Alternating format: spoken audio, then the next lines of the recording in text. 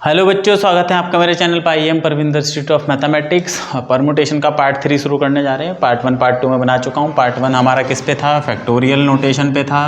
आपको याद होना चाहिए कि क्या क्या पढ़ चुके हैं। इससे आपको जब एक आप स्ट्रक्चर बना लेते हैं दिमाग में तो आप प्रॉब्लम भी इजीली रिलेट कर पाते हैं। फैक्टोरियल नोटेशन पढ़ा था हमने, जैसे कि 3 फैक्टोरियल क्या होता था, 3 × 2 × 1। डिस्क्रिप्शन दिया है नीचे, जाकर जरूर देखें पहले वीडियो। उसके बाद हमने पढ़ा काउंटिंग प्रिंसिपल। बच्चों 2 प्रिंसिपल थे हमारे काउंटिंग में, एडिशन और मल्टीप्लीकेशन। ठीक है, अब तीसरा टॉपिक जो है हमारा परमुटेशन है। यहाँ पर हमने काउंटिंग करना सीखा था, कैसे हम नॉर्मली काउंटिंग करते हैं। अब परमुटेशन हमारे लिए काउंटिंग थोड़ी ईजी कर देगा। ठीक है, तो परमुटेशन होता क्या है बच्चों? जैसे हमारे पास 4 ऑब्जेक्ट हैं, या सिंपल अभी मैं 3 मान लेता हूँ, ABC मेरे पास ये 3 ऑब्जेक्ट हैं या 3 अल्फ़ाबेट्स हैं। इनमें से किसी को भी, एक को लेके, 2 को लेके या तीनों को लेके, जितने डिफरेंट पॉसिबल अरेंजमेंट हम बना सकते हैं। डिफरेंट पॉसिबल अरेंजमेंट या ऑल पॉसिबल अरेंजमेंट। क्या? ऑल पॉसिबल अरेंजमेंट और ऑर्डरिंग अरेंजमेंट ऑफ सम और all objects taking at a time।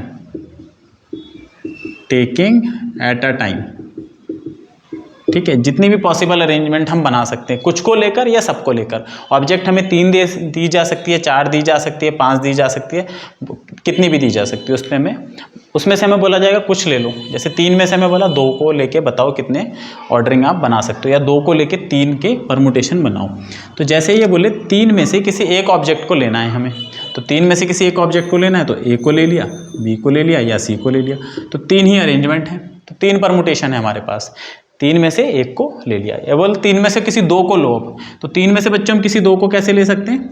या तो हम A और B को ले सकते हैं, या B और C को ले सकते हैं, या A और C को ले सकते हैं। ये तो हमने 2 ऑब्जेक्ट सेलेक्ट करी। अब इनके पॉसिबल अरेंजमेंट ऑर्डर कितने बन सकते हैं? AB बन सकता है और एक BA बन सकता है, इसका BC बन सकता है और एक CB बन सकता है। ये तो 3 में से 2 को लेकर सारे अरेंजमेंट कितने हैं? 1 2 3 4 5 6। अरेंजमेंट में हमें ऑर्डर को भी अलग मानना पड़ता है। AB एक अलग ऑर्डर है और BA एक अलग ऑर्डर है, BC एक अलग ऑर्डर है और CB एक अलग ऑर्डर है। सिर्फ अगर लेने की बात होती सिलेक्ट की तो हम दोनों को एक मानेंगे। ठीक है, लेकिन ऑर्डर की बात होगी तो दोनों को अलग अलग माना जाएगा। तो 3 में से तीन में से किसी भी 2 को लेके कितने पॉसिबल केसेस बन सकते हैं, अरेंजमेंट बन सकती है? या तो ये बन सकते हैं, ये बन सकते हैं, ये। तो कितने बने बच्चों? 6 बने। बोले तीनों को ही बनाओ, तीनों की ही डिफरेंट, तीनों में को ही लो और तीनों की कितनी डिफरेंट हम परमुटेशन या डिफरेंट अरेंजमेंट बना सकते हैं, कितने डिफरेंट ऑर्डरिंग हो सकती है। तो एक हो सकता है ABC, एक हो सकता है ACB, है ना, एक हो सकता है भाई BCA, एक हो सकता है BAC, एक हो सकता है CAB और एक होता है CBA। ये 6 अलग अलग हमारे पास केस बन सकते हैं। 3 में से 3 को लेकर कितने डिफरेंट परमुटेशन बन सकते हैं? 6। ठीक है, तो 6 बने। 3 में से तीनों ले लिए, 3 में से 2 ले लिए तो वहाँ 6 बने, और 3 में से 1 लिया तो 3 बने थे। अब इसको हम नोट कैसे करते हैं या डिनोट कैसे करते हैं, बताते कैसे हैं, क्योंकि ऐसे तो बार बार लिखना मुश्किल हो जाएगा। तो हम सिंबल यूज़ करते हैं कुछ ऐसा, NPR। इसको पढ़ते हैं परमुटेशन। परमुटेशन का मतलब होता है ऑर्डरिंग, एक तरीके की arrangement. Permutation of R objects taking from n objects at a time। जैसे मैंने लिखा 5P2, इसका मतलब है 5 में से मेरे को 2 ऑब्जेक्ट लेनी है और उसके सारे अरेंजमेंट बना देने हैं। जैसे मैंने अभी 3P2 करा था ना, जैसे ये लिखा 3P2, तो इसी को ले लेते हैं, इससे समझने में आसानी होगी। 3 ऑब्जेक्ट हमारे पास थी, ABC ऑब्जेक्ट मान लेते हैं, अल्फ़ाबेट मान लो कुछ भी। इसमें से हमने 2 लिए और फिर उनकी सारी पॉसिबल अरेंजमेंट बनाई, तो इसका आंसर कितना आया था? 6। तो 3P2 का क्या मतलब है? 3P2 का मतलब है टोटल ऑब्जेक्ट 3 है हमारे पास, उसमें से हमें 2 लेनी है और उनको अरेंज करना है। तो वो जो नंबर आएगा, वो जो काउंटिंग आएगी, वो 3P2 के बराबर होगी। तो 3P2 बेसिकली क्या है?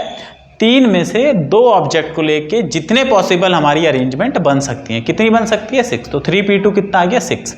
इसी तरह 4P2 का मतलब क्या होगा? 4 में से 2 ऑब्जेक्ट लेके उन्हें अरेंज कर दो। NP-R का मतलब क्या हो गया, N में से R ऑब्जेक्ट लो और उन्हें अरेंज कर दो। तो पहली चीज़ जो है, ये जो N होगा ये इससे बड़ा होगा या इसके बराबर ही हो सकता है, पहला, ठीक है ना। ऐसा तो हो नहीं सकता मैं 3 में से 5 ऑब्जेक्ट ले लूँ, ये तो पॉसिबल ही नहीं है। 3 में से 4 ऑब्जेक्ट ले लूँ, ये भी पॉसिबल नहीं है। तो ये जो R है बच्चों, ये N से छोटा या इसके बराबर हो सकता है। हाँ, ये लिखा हुआ है 5P5, तो ये तो वैलिड है, ये 5 ऑब्जेक्ट हैं, पाँचों को लो, पाँचों के अरेंजमेंट कर दो, ये तो वैलिड बात है। लेकिन अगर मैं 5P6 लिखूँ तो ये वैलिड नहीं है। इसका आंसर 0 होगा वैसे मेरे हिसाब से क्या 0 ही होगा, क्योंकि ऐसा तो इम्पॉसिबल है। तो इम्पॉसिबिलिटी मतलब 0। 5 में से 6 ऑब्जेक्ट मैं कभी ले नहीं पाऊंगा, उन्हें मैं अरेंज कर नहीं पाऊंगा, तो इसका मतलब उसका आंसर 0 होगा, है ना। टेक्निकली हम कह सकते हैं कि अगर नीचे वाला नंबर ज़्यादा हो गया तो आंसर हमेशा 0 देना है। हालांकि बुक में होता नहीं, फिर भी मेरी तरफ से आप नोट कर लो ज्ञान में वृद्धि के लिए, ठीक है। खैर, अदरवाइज़ ये नीचे वाला R हमेशा छोटा होगा या बराबर होगा, पहली चीज़। अब जैसे हमें बोले कि भाई 4 में से 4 ऑब्जेक्ट को लो और उनकी अरेंजमेंट बनाओ। 4 ऑब्जेक्ट दे दी, ABCD, इनको लो और इनकी अरेंजमेंट बनाओ, सारी अरेंजमेंट बनाओ। कितनी होगी, चारों को। अब हम बनाते तो फिरेंगे नहीं, इतनी फुर्सत तो है नहीं। 5 दे देगा, 6 दे देगा, 7 दे देगा, तो नहीं बनाएंगे। तो प्रिंसिपल लगाएंगे काउंटिंग का। 4 ऑब्जेक्ट लेनी है, चारों को परमुटेट करना है, मतलब इधर उधर करना है। तो कितने हमारे पास केसेस बनेंगे। तो बच्चों ऐसे अगर हम बॉक्स बनाएं तो वही काउंटिंग प्रिंसिपल लगेगा यहाँ पे जो हमने पहले लगाया था। मेरे पास यहाँ कितनी चॉइस है, 4। भाई किसी भी एक लेटर को रख सकता हूँ, यहाँ से शुरू कर लो, यहाँ से शुरू कर लो। यहाँ पे कितनी चॉइस है, 4। किसी एक को रख सकता हूँ, A को रख सकता हूँ, B को रख सकता हूँ, C को रख सकता हूँ, D को। चारों काउंट कर ली मैंने। भाई परमुटेशन करने का मतलब शफलिंग होगी, A इधर भी हो सकता है, A कहीं और भी हो सकता है। तो A भी मैंने यहाँ रख लिया इस चॉइस में, B को भी मैंने यहाँ मान लिया, C को भी मान लिया, D को। 4 चॉइस हो सकती है, 4 ही पॉसिबिलिटी है। जब ये बन जाएगा तो यहाँ पर कितनी चॉइस है, 3। यहाँ पे कितनी चॉइस है, 2। यहाँ पे कितनी चॉइस है, 1। तो टोटल हमारे पास कितने बनेंगे, 24 परमुटेशन बनेंगे। 24 परमुटेशन कब बनेंगे, 4 में से 4 ऑब्जेक्ट लेके हमारे कितने परमुटेशन बनेंगे, 4 × 3 × 2 × 1, जिसको हम 4 फैक्टोरियल कहते हैं। तो ये एक बहुत इंपॉर्टेंट रिजल्ट होने वाला है हमारे लिए पूरे परमुटेशन के लिए। इसी तरह 3 में से 3 ऑब्जेक्ट को लेके कितने परमुटेशन बनेंगे, 3 फैक्टोरियल बनेंगे। 3 × 2 × 1। अभी हम कम पे बात नहीं कर रहे, बराबर बराबर पे बात कर रहे। आपसे बोले 5 में के 5 ऑब्जेक्ट को लो और उनकी सारी अरेंजमेंट बना लो जितनी बन सकती है। तो बच्चों 5 फैक्टोरियल बनेगी, है ना। 5 प्लेसेस हो जाएंगी, यहाँ पर 5 चॉइस, यहाँ पे 4 3 2 1 5 फैक्टोरियल। इन जनरल जो जनरल रिजल्ट होने वाला है, NP-N, N में से N ऑब्जेक्ट लेकर हमारे पास कितने परमुटेशन बनेंगे, N फैक्टोरियल परमुटेशन बनेंगे। ये रिजल्ट इंपॉर्टेंट है, NP-N। एक इसको लिखने का तरीका ये भी होता है, आप देख लें, कभी कभी बुक में होता है PNR, permutation of R object taking from N object, ऐसे भी लिखते हैं। तो दोनों का मतलब एक ही है। तो NP-N, N फैक्टोरियल, एक रिजल्ट हमारे पास आ गया। मतलब N में से N ऑब्जेक्ट लेके उनके सारे पॉसिबल अरेंजमेंट कितने बनेंगे, N फैक्टोरियल बनेंगे। तो ये एक हमारे पास इंपॉर्टेंट रिजल्ट आ गया है, ठीक है। एक और देखते हैं, दूसरा वाला केस, जब हमारे पास कम नंबर हमें लेने होंगे, जब हमें क्या करने होंगे, कम नंबर लेने होंगे। जैसे A B C D, इसी से काम चल जाएगा। ये 4 ऑब्जेक्ट हैं, उसने बोला किसी 3 को लो और उनकी अरेंजमेंट बनाओ। तो हम यहाँ 3 बॉक्स बनाएंगे, क्योंकि 3 की तो अरेंजमेंट करनी है, 3 को रखना है किसी को भी और उनको अरेंज करना है। अब वो 3 इन चारों में से कोई भी हो सकता है। तो पहले पे मेरे पे 4 चॉइस है, फिर यहाँ पर मेरे पे 3 चॉइस है। भाई मैंने किसी 4 में से 1 को रख लिया, तो यहाँ पे 3 बचेंगे। 3 में से उठा के यहाँ रख दिया किसी 1 को, है ना। फिर यहाँ पे 2 बचेंगे। तो देखो 4 में से जब मेरे को 3 लेना था, मेरे पे चॉइस बनी 4 × 3 × 2। इसी तरह वो मेरे को 5 object they they suppose E, और बोले इनमें से किसी 3 को लो। 1 2, मैं अब 3 बॉक्स बनाता हूँ। 5 में से 3 को लो और उनकी अरेंजमेंट बनाओ। तो करना कुछ नहीं है, यहाँ पे 5 चॉइस है, किसी को भी ले सकते हैं। फिर यहाँ पर 4 चॉइस हैं, जो बचे हुए 4 हैं उनमें से किसी को ले सकते हैं। फिर यहाँ पर 3 चॉइस है। तो बच्चों हम कहाँ पे स्टॉप हो गए, 3 पे स्टॉप हो गए। जब मुझे 5 में से 3 लेने थे तो मैं 5 × 4 × 3 पे स्टॉप हो गया। ध्यान दो, इसको ऐसे भी लिख सकते हैं, 5 × 5 - 1 × 5 - 2। मैं यहाँ पर स्टॉप हो गया। अगर वो मुझे बोल देता 6 में से 3 लो, 6 में से 3, तो मेरे पे यहाँ पे 6 चॉइस हो जाती, यहाँ पे 4 हो जाती, सॉरी यहाँ पे 5 हो जाती, और यहाँ पे 4 हो जाती। तो उस समय मेरा क्या बनता कि 6, 6 माइनस 1, 6 माइनस 2, यहाँ पे स्टॉप हो जाता मैं 4 पे ना। अगर 7 ऑब्जेक्ट होती बच्चों इसी तरीके तो 7, 7 माइनस 1, 7 माइनस 2, हर बार देखो हम स्टॉप कहाँ पे हो रहे हैं। अगर मेरे को 3 ऑब्जेक्ट लेनी है तो मैं 2 पे स्टॉप हो जा रहा है, एक कम पर, है ना। एक और मैं एक चीज़ बताना चाह रहा हूँ, अगर वो बोले 6 में से 4 ऑब्जेक्ट लो और उन्हें परमुटेट करो तो 4 प्लेसेस हो गई हमारे पास, क्योंकि 4 की अरेंजमेंट करनी है, 1 2 3 4। यहाँ पे मेरे पे 6 चॉइस, यहाँ पे मेरे पे 5 चॉइस, यहाँ पे मेरे पे 4 चॉइस, यहाँ पे मेरे पे 3। इस पे ध्यान दो। इस पे जब हमारे पास 3 था तो हम 2 पे स्टॉप हो रहे थे, ठीक है। अब मेरे पे 4 है तो मैं 3 पे स्टॉप हो रहा हूँ। इसको मैं कैसे लिख सकता हूँ, 6, 6 माइनस 1, 6 माइनस 2 और 6 माइनस 3। कहाँ पे स्टॉप हो रहा हूँ बच्चों, 3 पे। जब 3 था तो 2 पे स्टॉप हो रहा था, एक कम पे। जब 4 था तो 3 पे स्टॉप हो रहा। इसी तरह जब 5 होगा, जब 5 होगा तो मैं 4 पे स्टॉप होऊंगा। समझ में आ रही है यहाँ पे। इससे एक कम पे हमें रुक जाना है, इससे एक कम पे हमें रुक जाना है।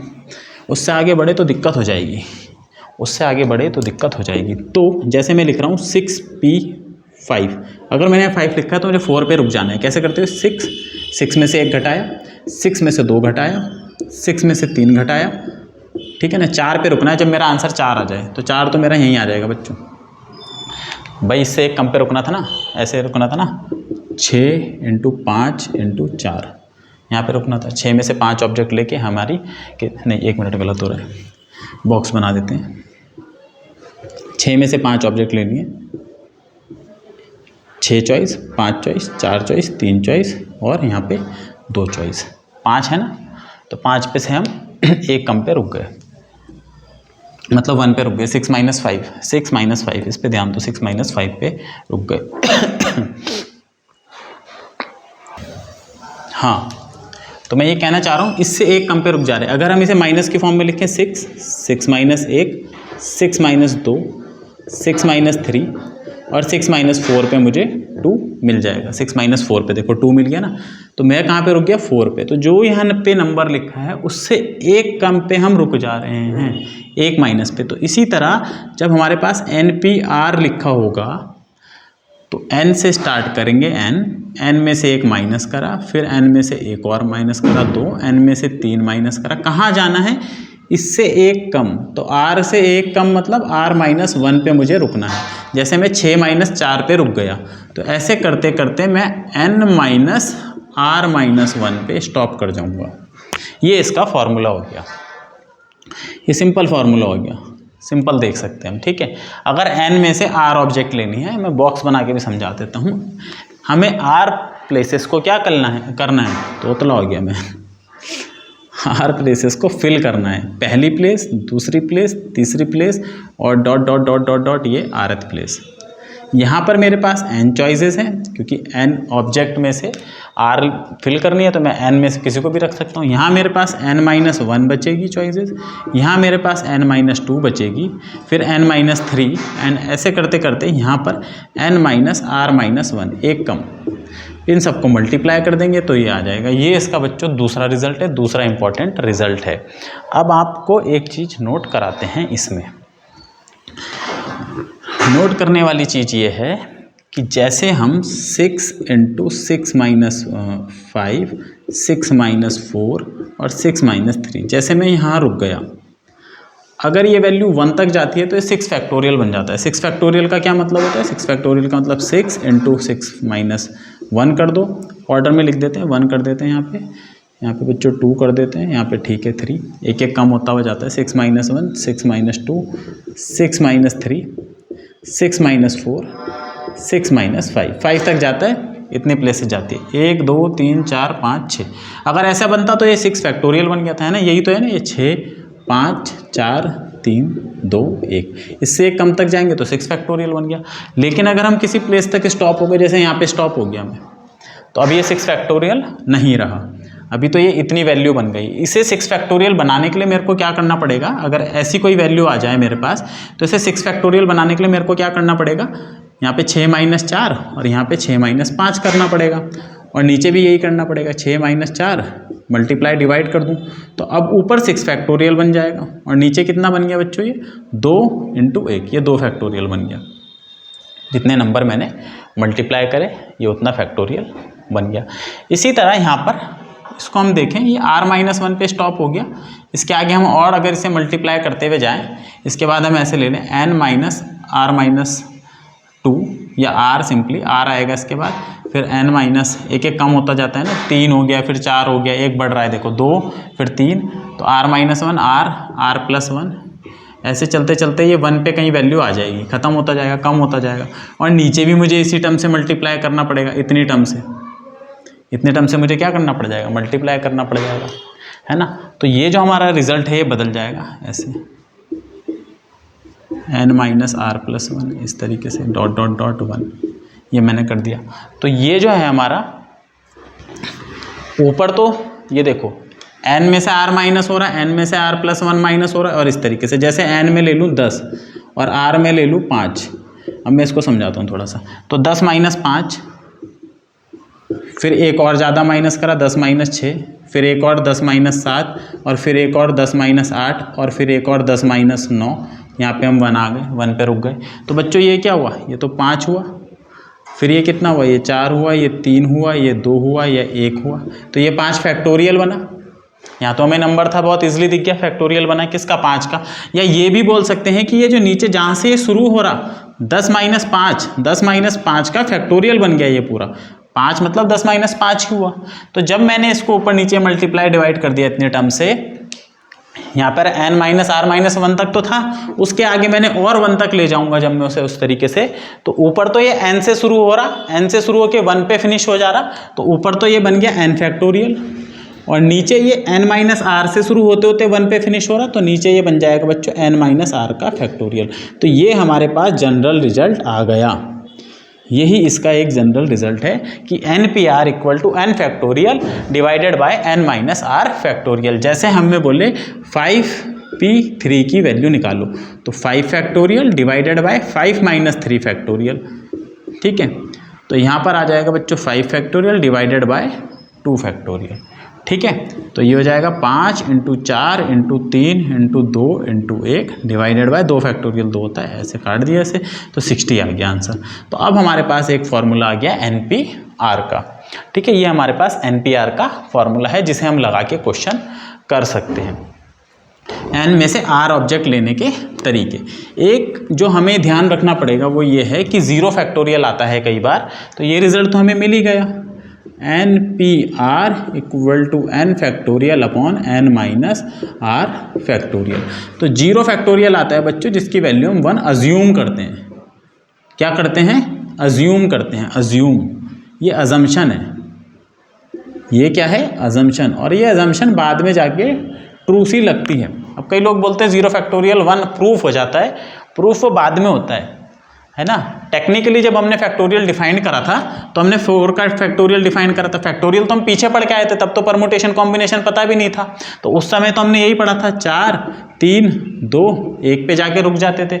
3 के लिए शुरू करा तो 3 2 1 पे जाके रुक गए, 2 के लिए शुरू करा तो 2 1 पे जाके रुक गए, 1 के लिए शुरू करा तो 1 पे जा, अब 0 पे तो जाना ही नहीं है हमें, हमने तो डिफाइन ही नेचुरल नंबर के लिए फैक्टोरियल डिफाइंड है नेचुरल नंबर के लिए, तो ये वहाँ पर से ही हो सकता था प्रूफ अगर होता। यहाँ पर तो बाय डेफिनेशन हम पे आ जाता है कि 0 फैक्टोरियल क्या है, 1 है, हालांकि ये कॉम्बिनेशन से प्रूफ होता है। तो फिलहाल ये अजम्पशन है कि 0 फैक्टोरियल 1 ही लेंगे। कैसे आएगा, मैं r को n रख देता हूँ, पुट r = n। भाई ये रिजल्ट ट्रू है ना, हर r के लिए ट्रू है, रियल के लिए सॉरी नेचुरल, कोई भी r ले लें, तो अगर n भी ले लेंगे तो भी ट्रू होगा। तो यहाँ पे बच्चों हम n रख देते हैं, तो हमारा फॉर्मूला क्या हो जाएगा, NPN = n factorial divided by n - r की जगह हमने n रख दिया। n क्यों रख दिया, 1 के लिए भी ट्रू है, 2 के लिए भी ट्रू होगा, 3 के लिए भी, 4 के लिए भी, सबके लिए ट्रू है ये फॉर्मूला, तो n के लिए भी ये ट्रू है। अब ये कितना होता है NPN, ये n फैक्टोरियल ही होता है। n में से n ऑब्जेक्ट लो और उसकी अरेंजमेंट करो तो n फैक्टोरियल के बराबर होती है। इधर भी n फैक्टोरियल, और नीचे हमारा 0 फैक्टोरियल आ गया। ये 0 फैक्टोरियल इधर ले आएंगे। अभी हमें इसकी वैल्यू नहीं पता, सपोज हम इसे x मान लेते हैं, तो ये x हम इधर लाए, x × n फैक्टोरियल, इधर भी n फैक्टोरियल बचा, ये डिवाइड में जाएगा, ऐसे काटेगा 1 आ जाएगा, तो x की वैल्यू 1 आ गई। तो 0 फैक्टोरियल की वैल्यू 1 आ गई। तो यहाँ से 0 फैक्टोरियल की वैल्यू 1 आ रही है। और कब हम ये 0 फैक्टोरियल की वैल्यू 1 प्रूफ कर पा रहे हैं, जब हमें परमुटेशन पता है, जबकि फैक्टोरियल हम परमुटेशन से पहले डिफाइंड करते हैं। तो अगर परमुटेशन नहीं पता होता तो क्या हम इसे प्रूफ कर पाते? नहीं। फैक्टोरियल की डेफिनेशन वहाँ से आती है। तो ये तो यहाँ से हमें रिजल्ट मिल गया। अदरवाइज ये एक तरीके की अजम्पशन है कि जिसमें हम 0 फैक्टोरियल को क्या मान लेते हैं? 1 मान लेते हैं। ठीक है, तो ये था मेरा थोड़ा सा परमुटेशन पे। मिलेंगे अगले वीडियो में जिसमें हम और तरह के परमुटेशन और उसकी कुछ प्रॉब्लम करेंगे। तब तक के लिए बाय बाय।